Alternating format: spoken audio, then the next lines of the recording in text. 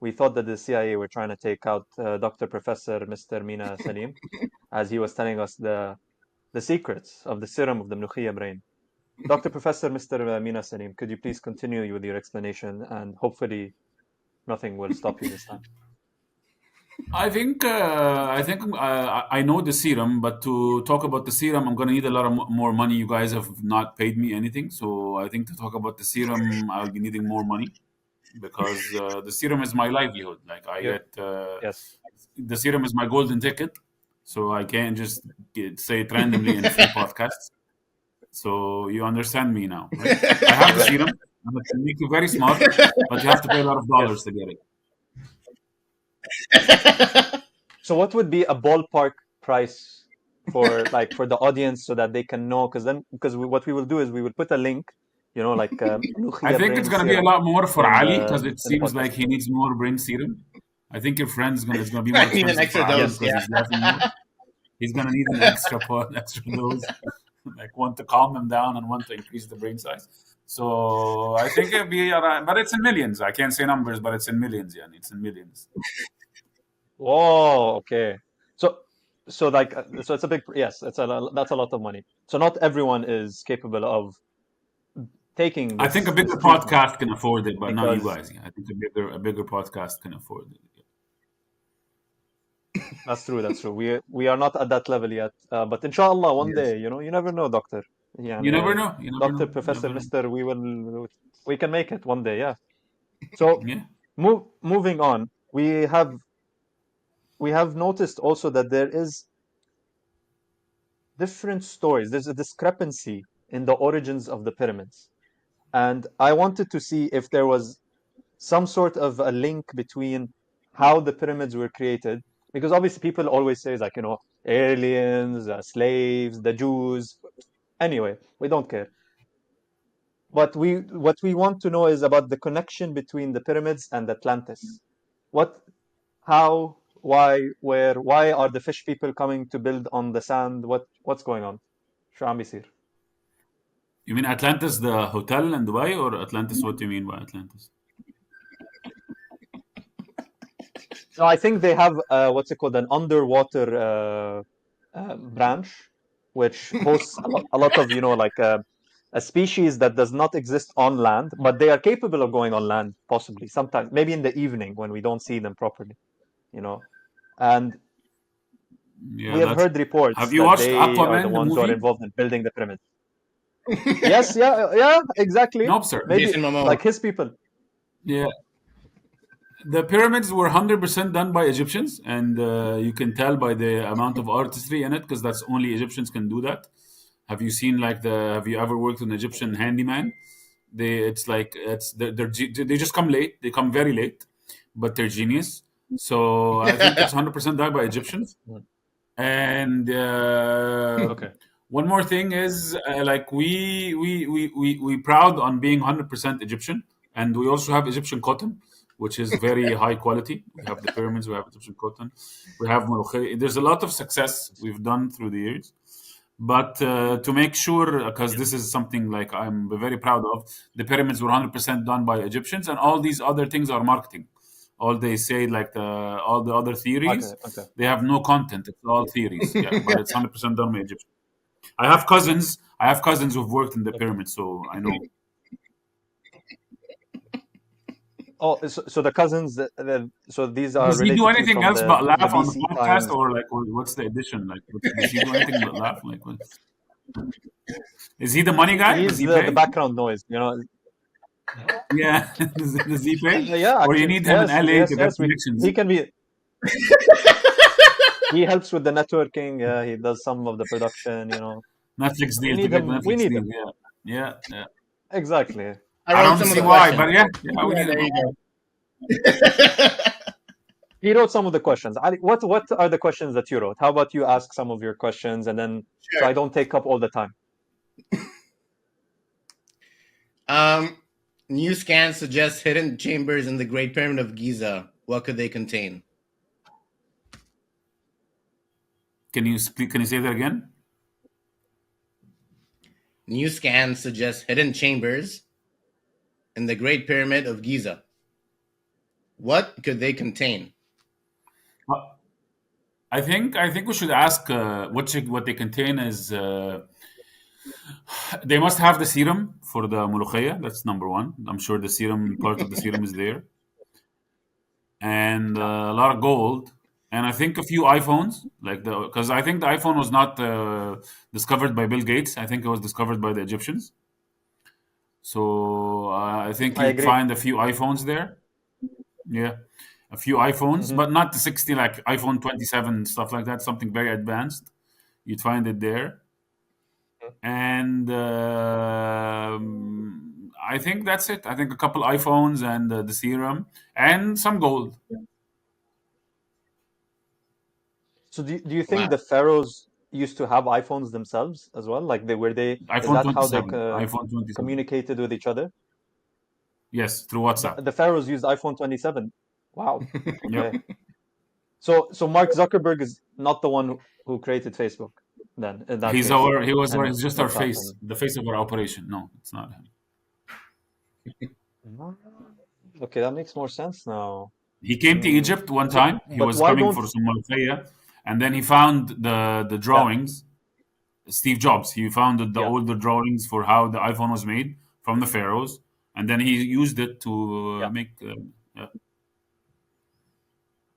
So why don't the Egyptians claim credit for Because we're nice all of these people. We don't creations? care. We're very nice people. We're about the betterness of mankind. We only care about like mahshi and stuff like that. We don't care about Yes. who gets the credit. So we just give it to them. Fair enough. Fair enough. Sorry, Ali, I just wanted to ask a few questions back to you. Please ask your questions. They're very important. After King Tut's tomb was discovered in 1922, several deaths sparked rumors of a deadly curse. Is it real or a coincidence? We don't have curse. We are very religious people. We don't have curse. Very religious people. We don't have curse. So it's a Alhamdulillah. coincidence. Hmm. Yeah, yeah. That's why people who enter the Alhamdulillah, it's a pyramids. very religious country. Yeah, so we don't have any curse. No. Ali, do you believe in curses yourself? Do I believe in curses? No. No. No, no, no, no, Okay, no, no, good. no. I was just checking. Curses. Mlukhia brain, I don't know what happens. Anyway, Yeah, yeah. He's just standing up. Yeah. Were the pyramids used as a power plant? As a power plant? Yeah, to generate electricity. Yeah, I know what a power plant is, sir. I'm a professor, so please don't like don't like don't give me that like explain the question to me. I have two PhDs, so I know what I'm talking about. So please don't explain Sorry, what a power plant is to me. Sorry if it came I'll out take it back. rough, but I just have to explain this thing. I'll Uh, edit it out.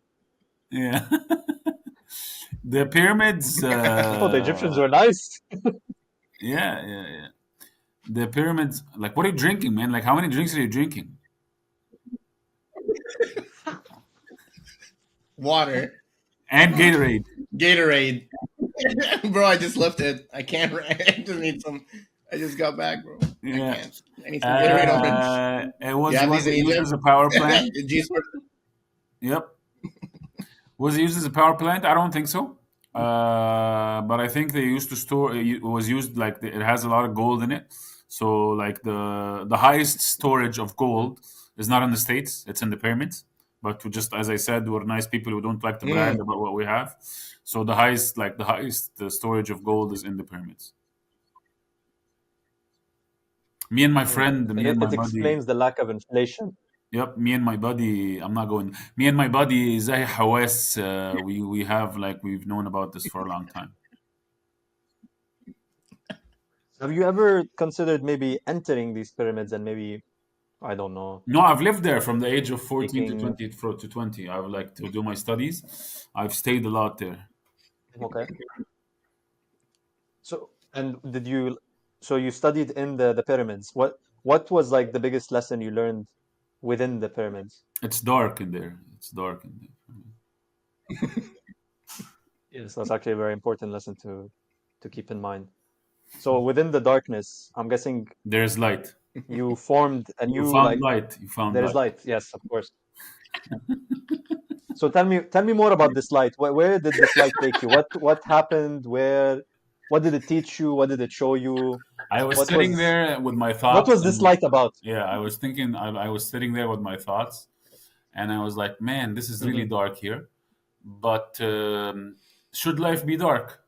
Should our brains process dark? But then, through the stones, I Hmm. saw a ray of light, and I felt hope, Yes. and I stood up, and this is where I started my inventions, and I got my PhDs. Is when I saw this light. This light has been always been like a movement force for me. Like I move because I've seen the light. Amazing. And one of your inventions we heard was you built an antenna on top of the pyramids, which gave Wi-Fi to all of Egypt. Could you Yeah. explain to us how did you get this idea? Like, where did it come from? Like, how did you know that the pyramids were a great location to capture delta wave signals to like spread it all over? I think it was like because like I told you there's iPhone 27 inside, so I needed to connect my phones from Yes. so that's where it came from. Okay. So basically, you were bored and you needed to Something fun increase the too. juice. Yeah. Fair enough. So when you're bored, what other things do you think of creating? What haven't you created yet, but you know that you want to make? Uh, I think spicy molokhia is something I'm very curious about going into. Mm, that's genius. Yeah. So is this related to the menuchia brain that we were talking about Yeah, yeah. earlier? Spicy I have a lot of. molokhia. I've eaten a lot of spicy. Yeah, I've eaten a lot of that in my life. Yep, Aha. So Ali, you have a spicy There you menuchia have it. brain then, not a regular menuchia brain. not a regular So one, what but a spicy one. Hmm. what do you think? What is the difference between a spicy menuchia and regular menuchia? It The just burns when you spice. pee. Like the only difference, it just burns. It burns when you pee. Okay, so that's like the main symptom of intelligence then, right? Yeah, Spicy it just menuchia. it It's burns. like Spicy if your pee is molokhia burns. burning, Yeah, then it's spicy molokhia. Do you guys eat your milkhiya with bread or do you just eat it with a fork? I think both. But Sana, honestly, I prefer molokhia with red sauce, Red sauce. salsa, Interesting. red sauce. Just Salsa. salsa, red? salsa, salsa. Wow. Never, I've never heard of that in my life. Now, if you I try will try I it molokhia don't with know one what red day. salsa sauce and is. kofta, that's like rose molokhia, and Wow. you add some salsa on the molokhia, and you eat some kofta with it. Okay. Oh my God, these variations are increasing to me. Like I am still at the point like I understood the mnukhia brain, but now there's the kofta mnukhia brain, and there's the spicy mnukhia brain, No, this and is there's the not brains. This peeing is that food. This is makes it actual spicy. food. This is Yeah, actual I food. don't know if I have gonorrhea or if I'm intelligent. Yeah, what's going on? I don't think you're intelligent. No, I don't think that's.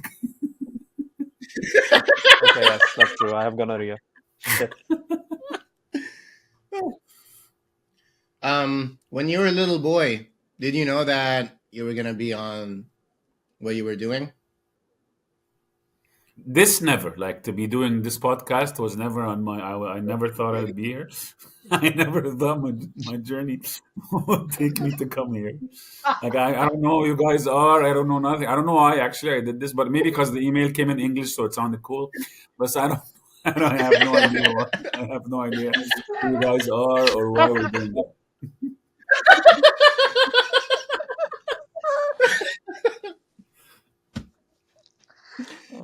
We were sent by Bassem Youssef himself to test you, to test your improvisation skills.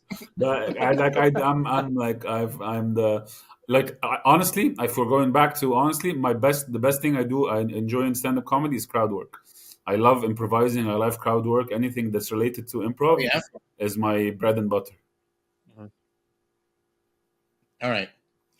Tell us about yeah, crowd work. How do you learn it? I'm not. What's You the don't key to learn it. crowd work?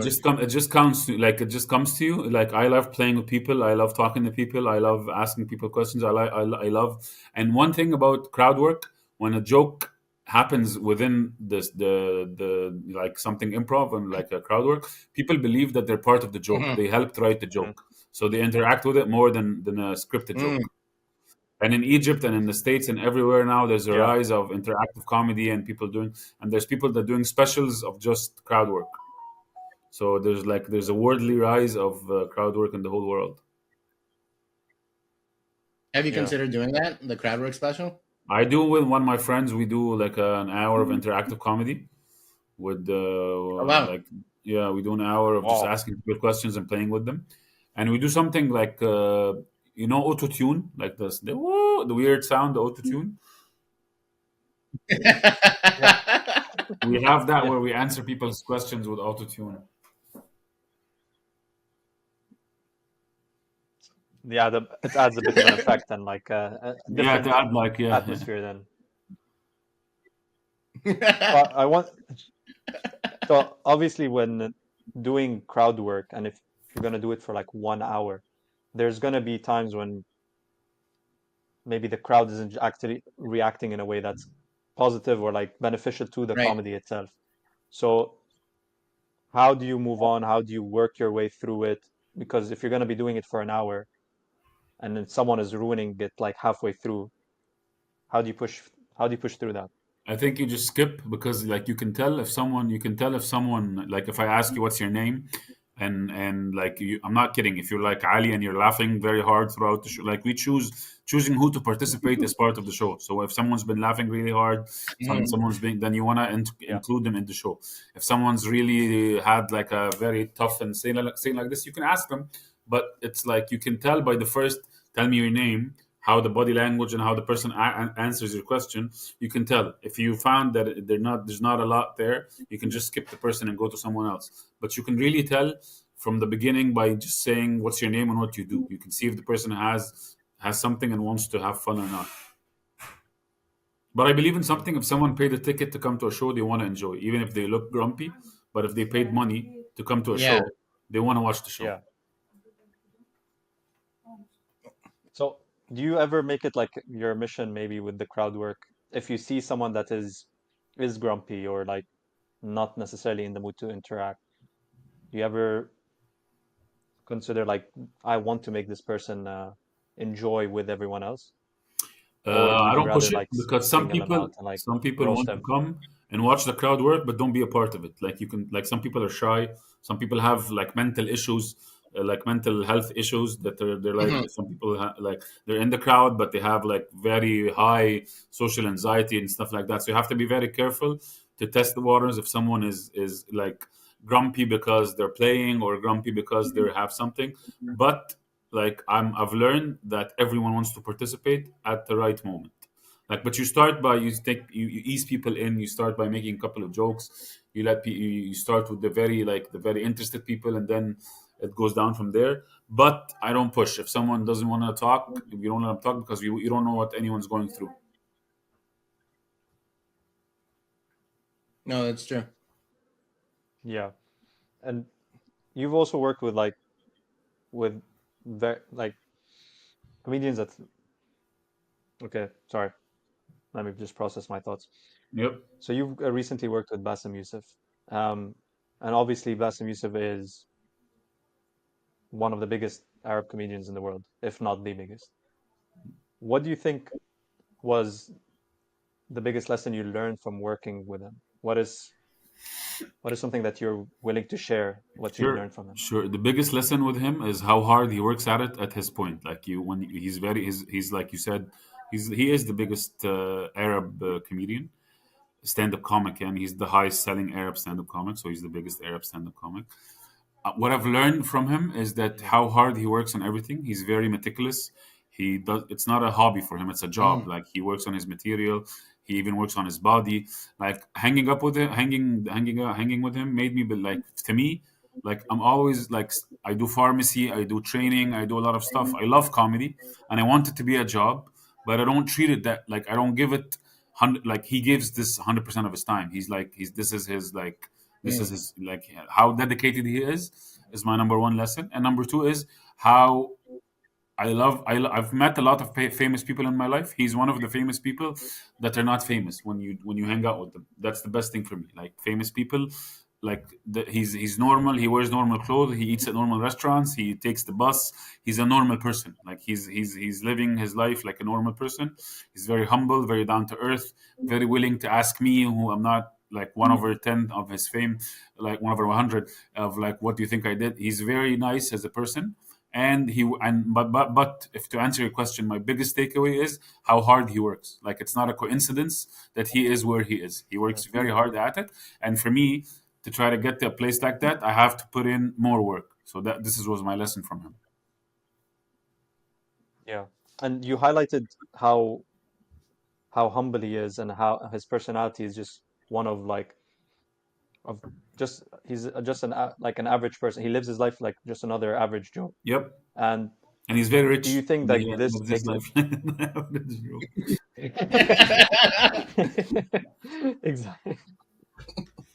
Do you think that personality has an effect or influences maybe his success or his way of life? Like, does it alter anything I think comics. when it I've comes hanged a to, lot. I've hanged that also a hard lot work? with.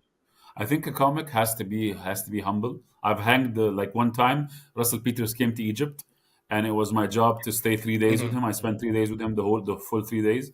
Like we went to the pyramids, we went Oh for wow. lunch, went for dinner. I hanged out with his family and stuff like that.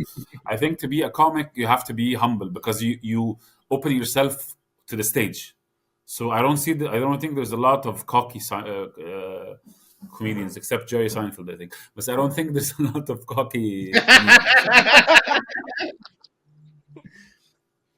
I Just had a question about Bassem Youssef. He does his show in English and Arabic. I've seen him do both his sets live, and so it's like, man, that must be so hard. What's it like doing stand up in English and Arabic? Um, what's your experience? Like 90% of the stand up I did was in Arabic. I did in English, like a couple of corporate gigs Mhm. where's the money and stuff like that.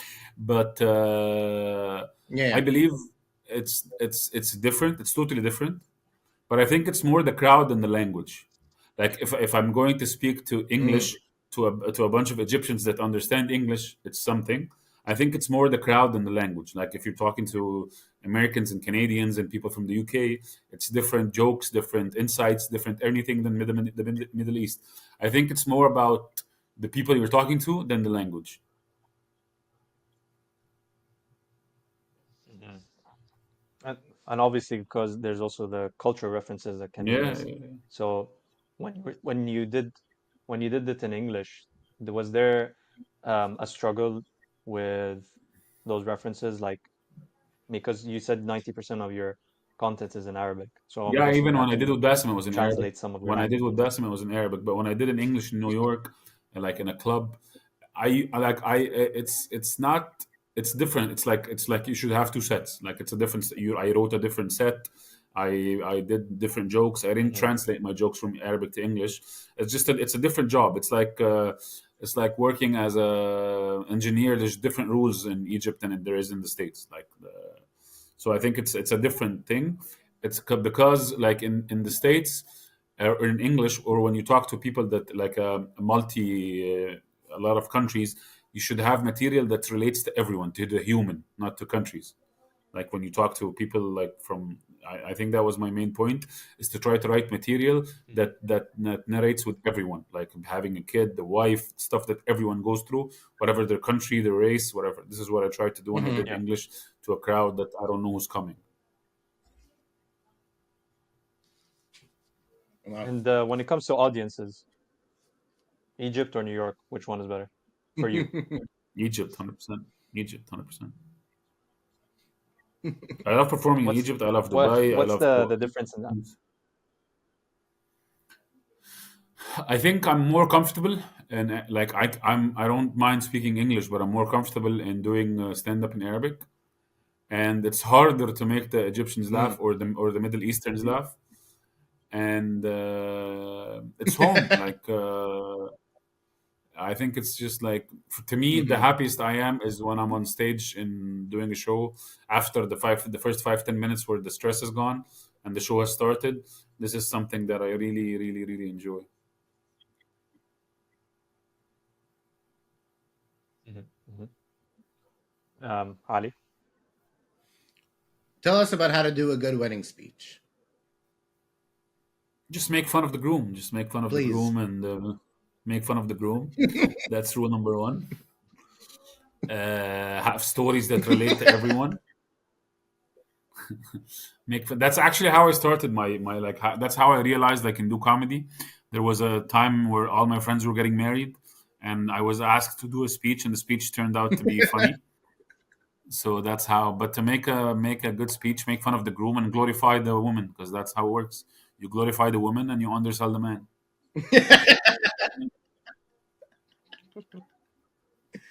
Wow.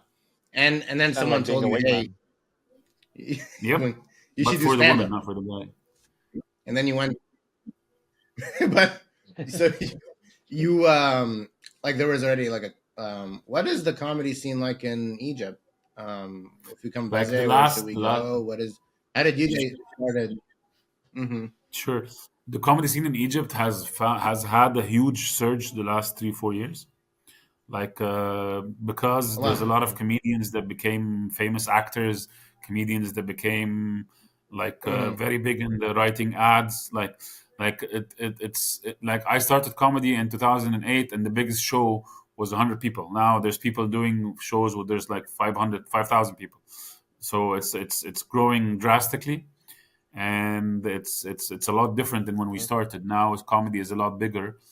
Everyone wants to be a stand-up comic now because like people can see it's like Egypt gets trends like it used to be rap. It's still rap, Mm-hmm. but now I think stand-up comedy is like going into the rap phase where everyone wants to do stand-up and there's shows and stuff. I'm not the famous one. I'm still doing the underground shows like the 200 people, 250 stuff like that.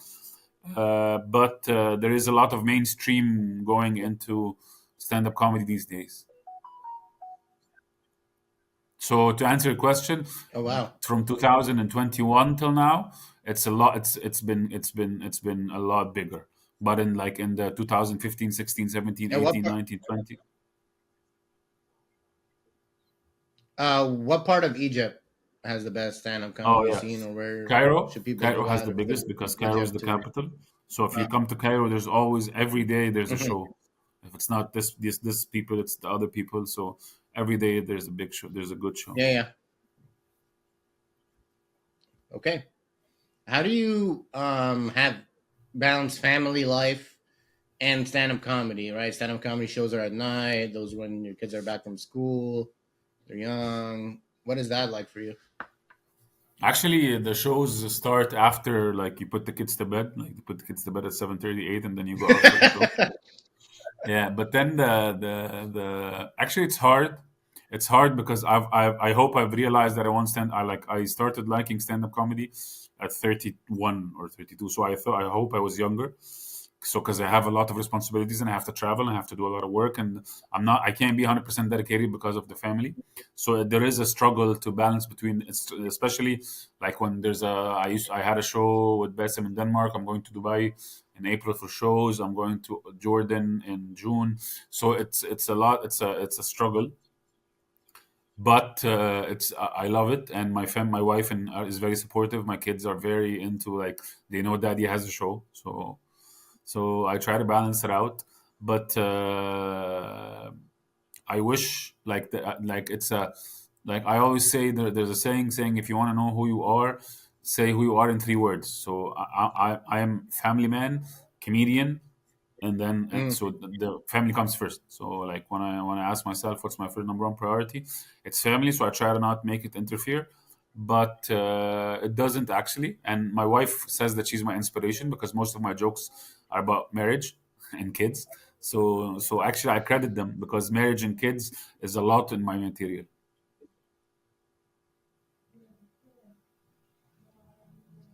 Awesome. And so your content is mainly about your It's marriage and your about family and how kids. I grew up. It's Uh, about the difference you because and I lived in Canada. It's about the difference between Egypt and Canada, the Western versus Eastern. It's Mhm. about marriage. It's about kids. It's about like money and work and Mhm. problems at home, and it's about fun about like what your dad did, what your mom did to you. It's mostly stuff that I've lived. It's a little bit inflated to be funny, but it's stuff that I've lived. I don't do I do comedy about life, about my life. So if you come to attend my show, you'll know a lot about me. It's, it's I feel like most of the comedians that actually do well are the ones that are willing to be vulnerable. You know, Yep. they go on the stage like you're saying, they're learning about you. So it's like the stage for them is a platform to like express themselves. Um, why do you think that is like the most successful type of comedy instead of maybe if someone made this random story, you Because know, it's true. Because it's true, and that people might can that is it's a funny story, but because it's people not can good enough. sense the truth. Like if I tell you a story that I've lived, I think you'd connect with it more, and I would say it with more energy and more life, and it would have life, and this life will be transformed to you. So it would be a lot different than actually just going and saying, "I was on the bus today," and no, if you lived it, and it's easier to get through to the other person the truth, and the truth shall set you Mhm. free, because it's true. So the truth is easier to get to other people. So, that saying, Tom, to be honest, made me obviously with these cringy sayings, it's like you just Cringy. get this Jesus said weird that. feeling. It's yeah. So, so I wanted to ask, like, what moment on stage made you feel like this is the cringiest shit I've ever experienced in my life? I think like it's always like the I don't see a lot of cringe in the ticketed shows because people come and they want to see the show. It's sometimes when it's like a corporate show or it's a bar where people don't come for you, like it's a surprise to them that you're there.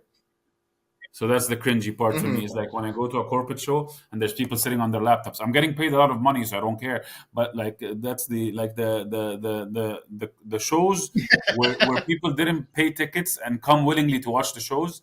There is the cringe because they think you're like the backup singer. Yeah, that's one one way of describing it. Yeah. Um, Ali, proceed, please. Oh, what's it like now that you're going into acting more? Do you like the acting experience? Is it Honestly, how do you compare it to I've never stand up? thought about being an actor, but I've had like a couple of auditions in my life, and like I've actually got a lot of roles, but as like a couple of times I've got the role and then I'm traveling and they call me when I'm traveling, so I can't come back to Egypt to do it, so I don't do it. But like I just had the first actually 2 3 scenes in a Ramadan series. I enjoyed the shoot very much. I did a lot of ads. I did a lot of acting in ads, but the Yeah, like the series, it's just bigger.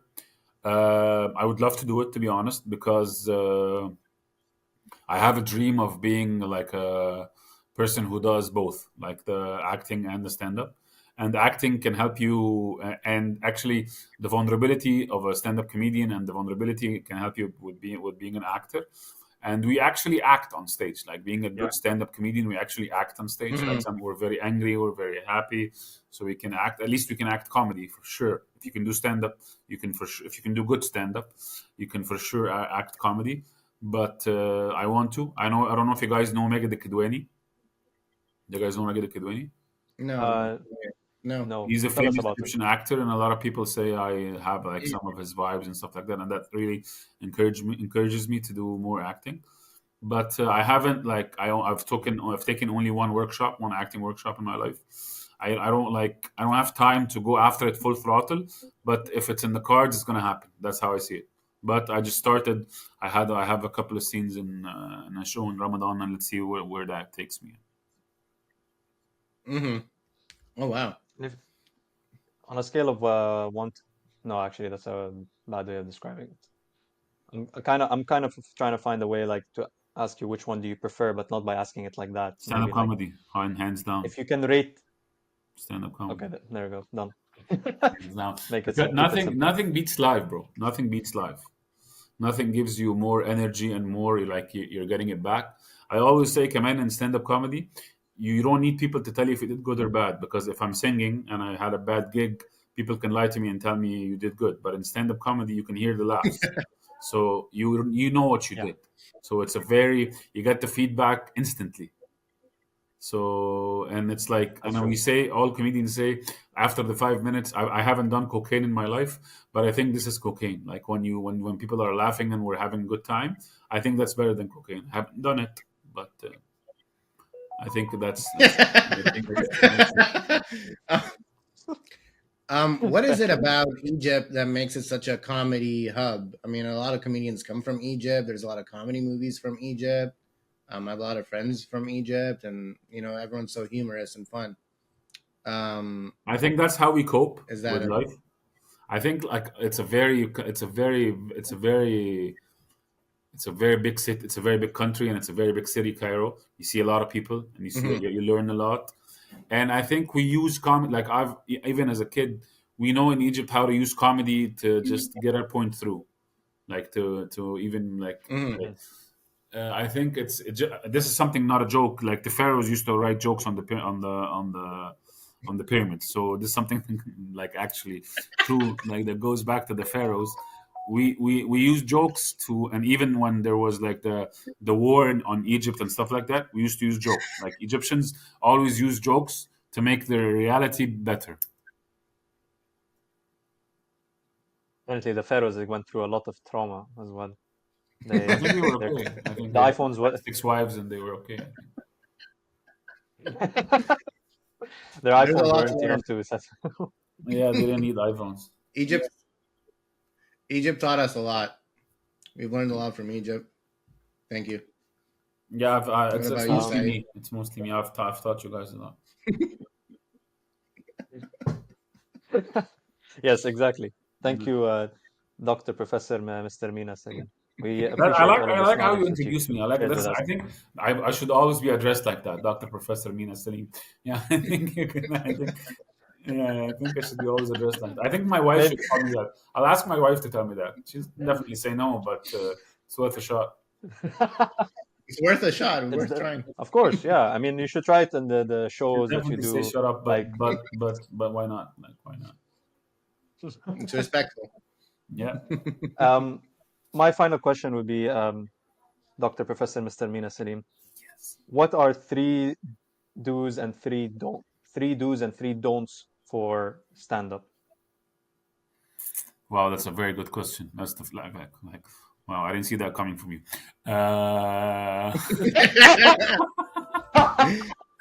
He killed us. What a dick! We got it. Two PhDs. Three do's: be vulnerable, Mm, learn a lot every time, and enjoy. mhm.